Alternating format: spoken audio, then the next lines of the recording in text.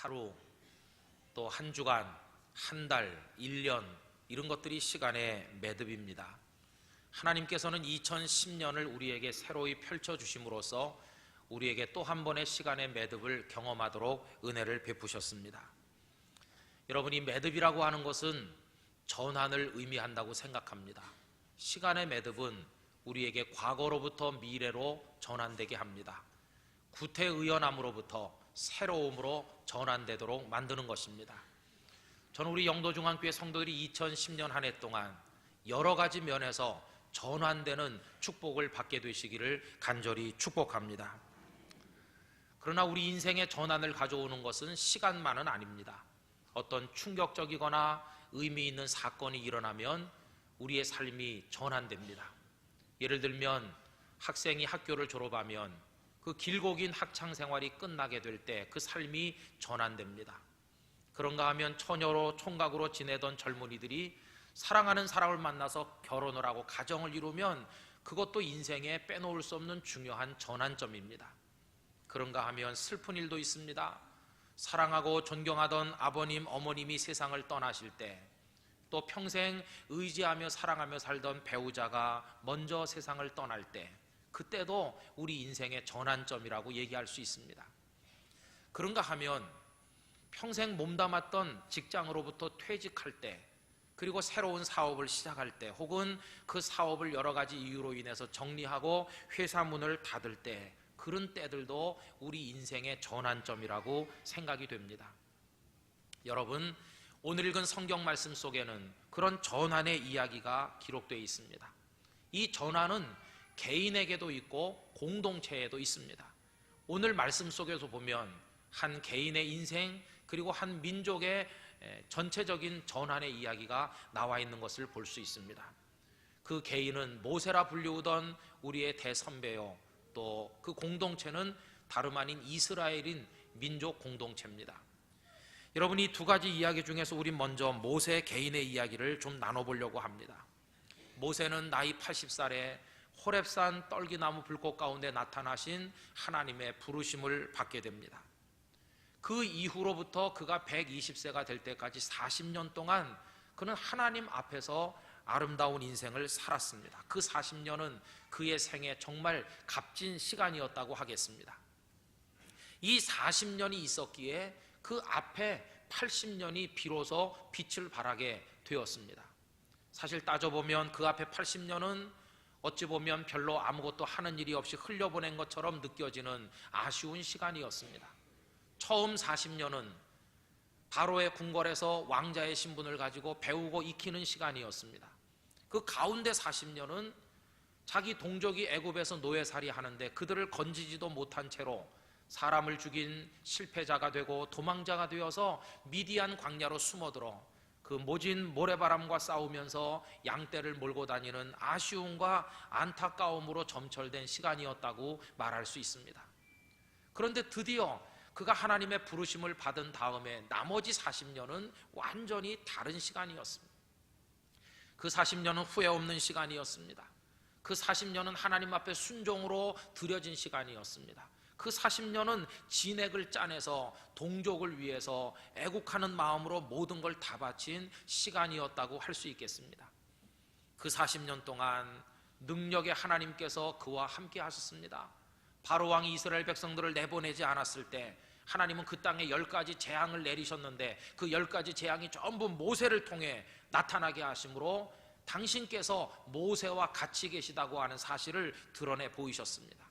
그뿐이 아닙니다. 홍해가 갈라질 때, 반석에서 물이 솟을 때, 쓴 물이 변하여 단물이 될 때, 출애굽의 과정, 그 이후 40년 광야 생활 순간순간마다 놀라운 일들이 많이 있었는데 그때마다 하나님께서는 모세를 통해서 역사하셨습니다. 권능의 오른손으로 모세를 붙드시고 계셨던 것입니다. 모세 자신도 그 사실을 잘 알고 있었습니다. 그래서 그는 오늘 본문 말씀 가운데서 이렇게 얘기합니다. 24절 말씀을 보십시오. 주 여호와여, 주께서 주의 크심과 주의 권능을 주의 종에게 나타내시기를 시작하셨습니다. 이렇게 고백합니다. 하나님 아버지, 당신의 큰 권능으로 저를 붙드시고 저를 통해 나타나셨습니다. 여러분, 모세의 생애 속에 함께 하신 권능의 하나님께서 2010년 동안 여러분들과도 함께 하시기를 간절히 기원합니다. 이렇게 40년을 잘 살았습니다.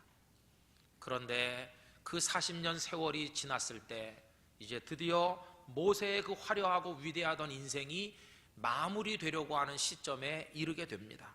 그것이 바로 오늘 본문의 내용입니다. 하나님께서는 그에게 말씀합니다. 모세, 비스가산에 오르라. 그리고 거기서 가나안 땅을 바라본 이후에 너는 내게로 오너라 하고 말씀합니다. 여러분, 그 내용이 27절에 나와 있는데 우리 소리내서 다시 한번 27절을 다 같이 읽어보겠습니다. 너는 비스가산 꼭대기에 올라가서 눈을 들어 동서남북을 바라고 네 눈으로 그 땅을 바라보라. 너는 이 요단을 건너지 못할 것임이니라. 아멘. 그 산에 올라가서 한번 사방을 휘둘러 보고는 하나님 앞에 가야 될 전환점을 맞이한 것입니다. 그 전환은 이 땅의 사람으로부터 이제는 하늘의 사람으로, 천국의 사람으로 전환되는 그런 인생의 마지막 전환점이었다고 말할 수 있을 것입니다.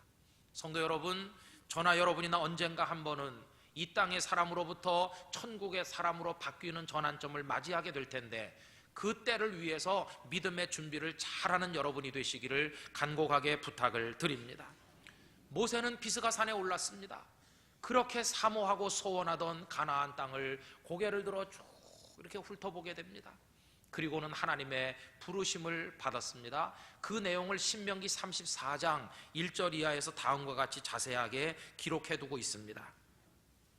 모세가 모압 평지에서 느보산에 올라가 여리고 맞은편 비스가 산 꼭대기에 이르매 여호와께서 길르앗 온 땅을 단까지 보이시고 또 온 납달리와 에브라임과 므낫세의 땅과 서해까지의 유다 온 땅과 네겝과 종려나무의 성읍 여리고 골짜기 평지를 소알까지 보이시고 여호와께서 그에게 이르시되 이는 내가 아브라함과 이삭과 야곱에게 맹세하여 그의 후손에게 주리라 한 땅이라.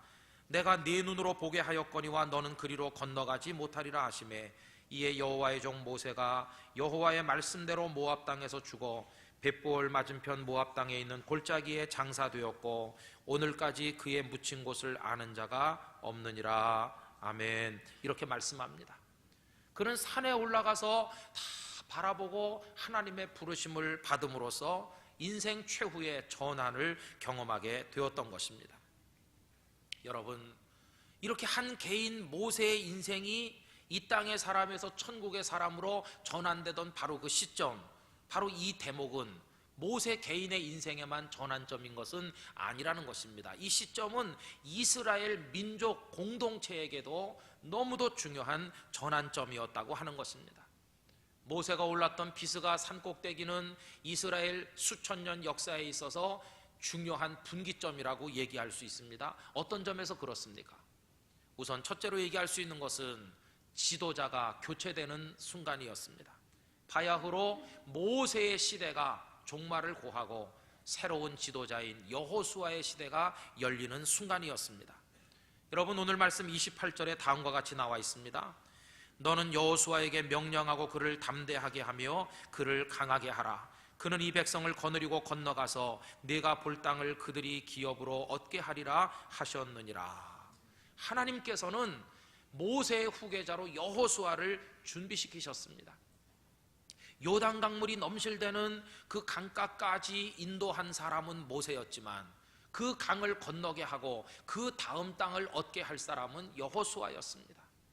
모세는 산에 올라 바라보는 것까지만 했지만 이제 그 땅을 실제로 정복을 해서 12지파에게 분배해 줄 사명은 그의 후계자인 여호수아에게 있었다는 것입니다.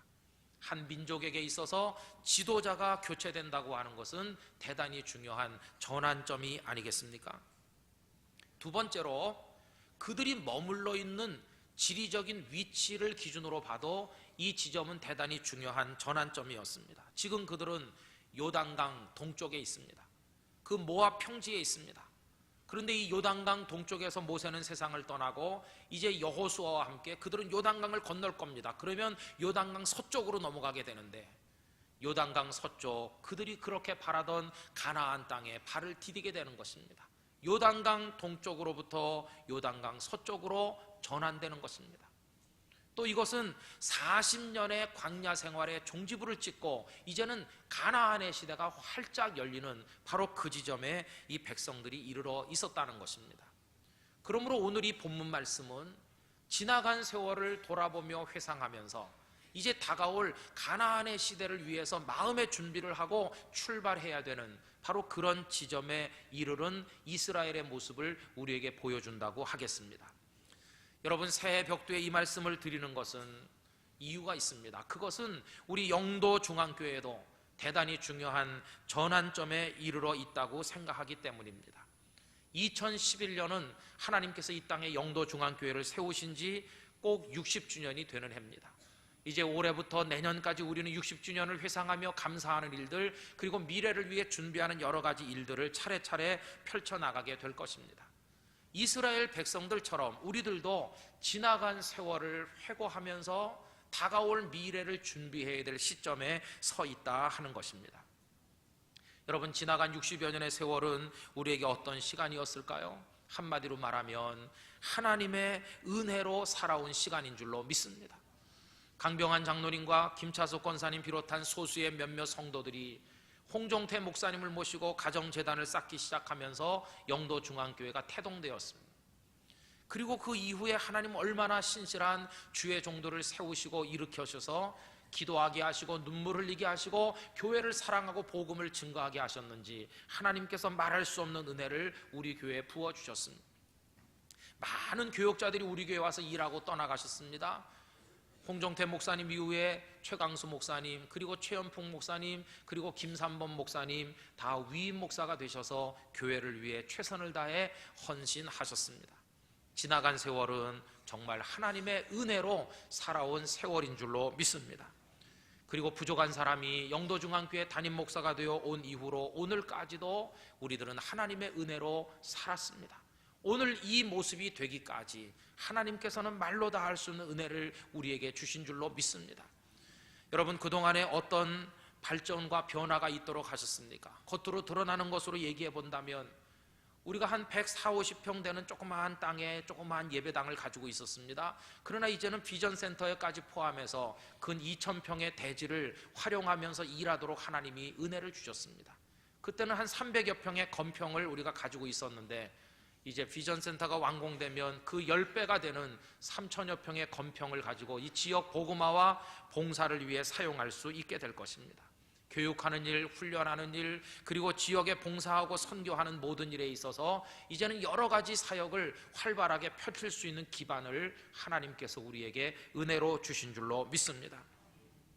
이제는 우리가 소속된 노회에서, 그리고 영도 기독교 연합회 안에서, 부산 교계 안에서 이제는 일정한 몫을 감당할 책임이 있는 교회로 하나님께서 우리 교회를 세워주셨으니 얼마나 감사한지 말로 다할 수가 없습니다.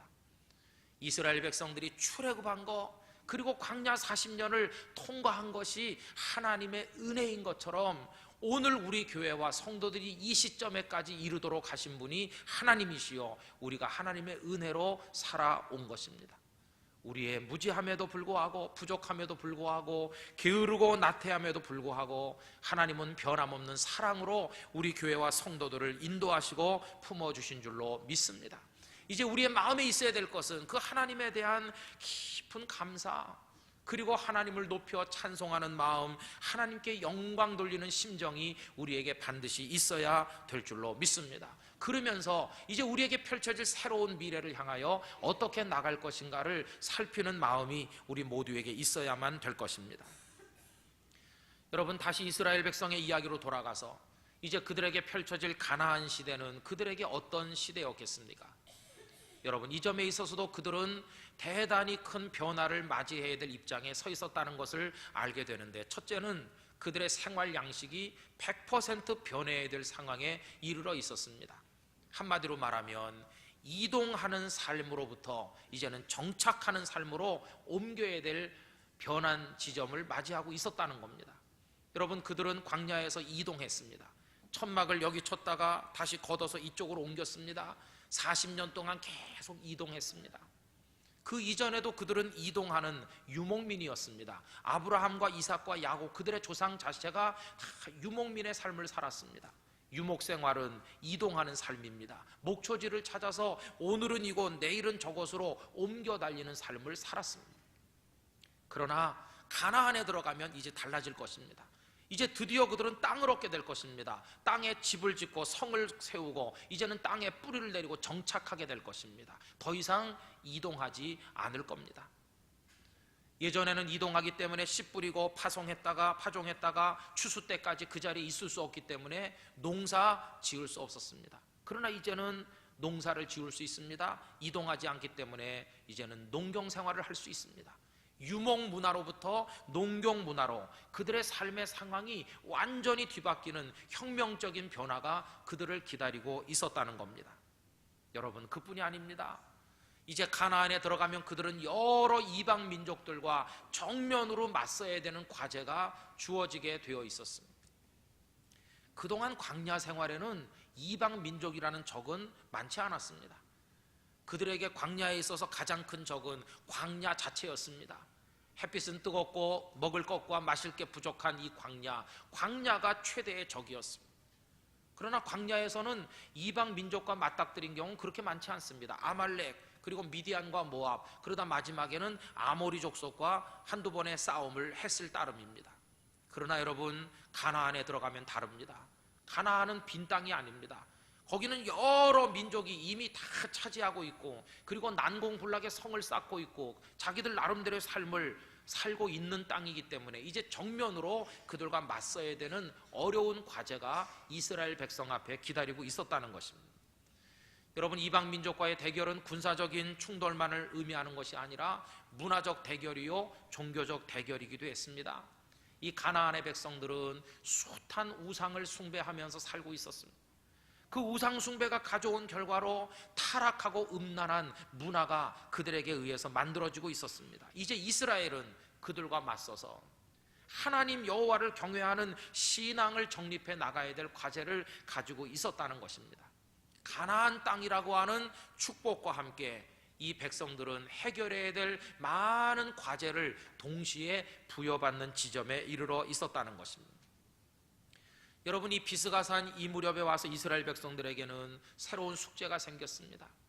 그동안에 그들의 가슴을 채운 비전이 무엇입니까? 그것은 가나안을 얻는 겁니다. 그러나 이제 강만 건너면 가나안이 되는 시점에서 그들에게 주어진 새로운 과제가 뭔가? 그것은 이제는 가나안 땅에 들어갈 것이므로 가나안을 정복한 그 이후의 과제, 그 이후의 새로운 비전을 정립해야 될 숙제가 그들에게 있었다는 것입니다. 이제는 여호와 하나님을 믿는 신앙을 더 든든하게 세우고 깊이 신앙의 뿌리를 내리고 이방 민족 그 문화 속에서 하나님을 경외하는 신앙과 문화를 꽃피우고 하나님의 백성이 어떻게 승리하는가를 증명해 보여야 될 과제가 이스라엘 백성들에게 새롭게 주어졌다는 것입니다. 여러분, 이 본문을 기점으로 그들은 그런 전환점에 이르게 되었다는 겁니다. 그럼 우리는 어떻습니까? 저는 우리 영도 중앙교회도 중요한 전환점에 서 있다고 생각하면서 우리가 맞이하게 될 미래를 생각해 보아야 된다고 믿습니다. 여러분, 우리에게 다가오는 시간은 어떤 시간일까요? 이스라엘을 기다리고 있는 미래가 결코 만만치 않았던 것처럼 우리 교회와 우리 성도들을 기다리고 있는 시간도 결코 만만하지는 않을 것입니다. 앞으로 세계는 더 첨단 학문에 매료될 것입니다. 앞으로 우리의 삶이 어떻게 변화될는지 아무도 상상할 수 없습니다. 얼마나 과학이 발전해서 어떤 삶을 우리가 누리게 될까요? 여러분, 더군다나 사상적 문화적으로는 우리 이미 포스트 모더니즘 한복판에 들어와 있습니다. 개인주의, 상대주의, 다원주의의 물결 속에 우리 모두가 휩쓸리고 있습니다. 이제는 모든 사람에게 어디서나 적용되는 절대 진리, 이걸 사람들이 인정하려고 들지 않는 시대에 우리가 살아가고 있습니다. 거기다가 인간의 말초적인 쾌락을 자극하는 많은 것들이 얼마나 기승을 부리고 있는지 여러분들께서 이미 경험하고 잘 아시는 바 그대로입니다. 게다가 복음을 증거하는 선교적인 환경도 더욱더 악화될 것입니다. 예전에는 십자가를 걸고 교회를 개척하면 교회가 금방 부흥됐습니다. 그러나 이젠 그렇지 않습니다. 교회를 세우기가 너무너무 힘들어졌습니다. 반기독교적 세력이 우리 사회 곳곳에 얼마나 많이 포진하고 있는지 알 수 없습니다. 우리나라만 그런가? 전 세계적으로 적그리스도의 세력이 얼마나 팽창되고 있는지 여러분 복음의 위기를 맞이하고 있습니다. 문화적 도전도 만만치 않습니다. 소위 문화라는 이름으로, 종교라는 이름으로, 스포츠라는 이름으로 거의 종교나 비슷한 세력들이 여기저기서 솟아나고 있습니다. 여러분 월드컵 같은 축구 대회는 말이죠, 거의 종교라고 할 정도로 사람들이 거기 마음을 빼앗기고 있습니다. 이런 것들이 우리 젊은이들과 수많은 사람들의 가슴에 얼마나 많은 것들을 뿌려놓고 있습니까? 거기다 타종교의 도전도 거색이 이를 데 없습니다. 우리가 부르던 찬양을 그들도 배워갔습니다. 여름 성경학교를 그들도 배워갔습니다. 우리가 예수님의 사랑으로 지역에 베풀던 여러 가지 봉사적 프로그램들도 다 배워가서 우리가 입은 옷과 비슷한 옷을 그들도 갈아입었습니다. 그리고는 우리에게 말합니다. 기독교 복음이 자신들보다 더 나은 게 뭔지를 당신들이 증명해 보이라고 우리에게 요구하고 있습니다. 이런 영적 도전이 거센 시대에 우리가 지금 살아가게 되었다는 것입니다.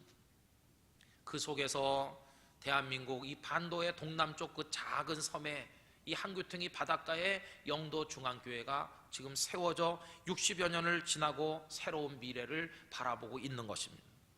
여러분 다가오는 시대는 우리에게 영광의 시대일 뿐만 아니라 동시에 많은 숙제를 안겨주는 시대일 것이라고 생각합니다.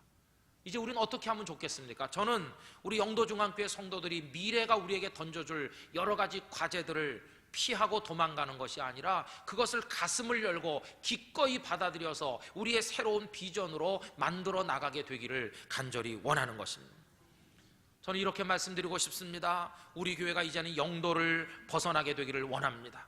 이제는 부산을 향해 뻗어나가기를 원합니다. 한국 전역으로 뻗어나가는 교회가 되기를 원합니다. 우리의 신앙의식이 전 세계 방방구석구석까지 미칠 수 있게 되기를 간절히 원합니다.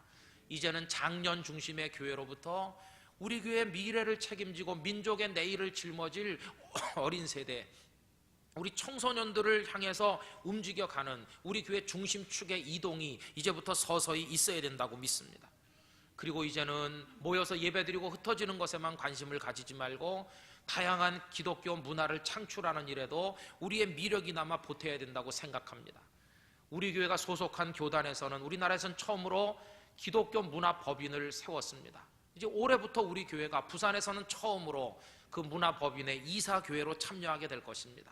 작은 힘이지만 이제 그런데 눈을 뜨기 시작을 하고 앞으로 문화선교를 위해서 교회가 새로운 관심의 장을 열어나가야만 될 것이라는 말씀입니다. 여러분 이런 다양한 미래적인 숙제에 부응하면서 전진하기 위해서 우리에게 몇 가지 필요한 것이 있다고 생각합니다. 첫째, 저는 우리 영도중앙교회가 모든 성도들이 영적으로 강하게 무장되기를 기원합니다. 여러분 성령의 충만한 성도 되시기를 기원합니다. 사회가 고차원화될수록 첨단 과학기술이 발전될수록 오히려 역설적으로 사람들의 고통이 점점 커지게 될 것입니다.